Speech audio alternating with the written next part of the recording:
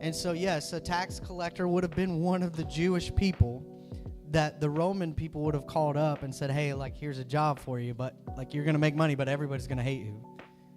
And so, like, you would literally have to disown kind of your own family, your own people, and you would gouge prices, and you would take some profit for your own, but you would also collect money on behalf of Rome itself and Caesar. The Romans would choose tax collectors by giving the job to the highest bidder, meaning the person who promised to collect the most money and send it back to Rome. So Matthew would have been one of those people.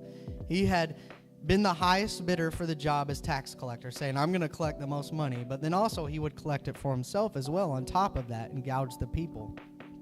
So they were viewed as traitors to their own people.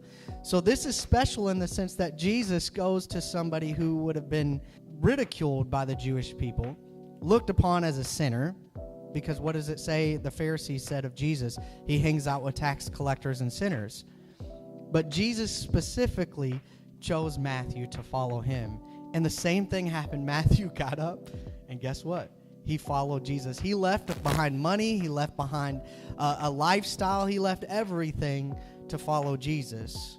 So Jesus' response right here is incredible. He essentially said, I have no interest in trying to pursue people who are pretending to be perfect. So Jesus wasn't trying to call people who had it all together. He was calling people who may have been looked upon as the weaker educationally, the weaker and maybe the decisions and choices that they made, but people who needed a Savior.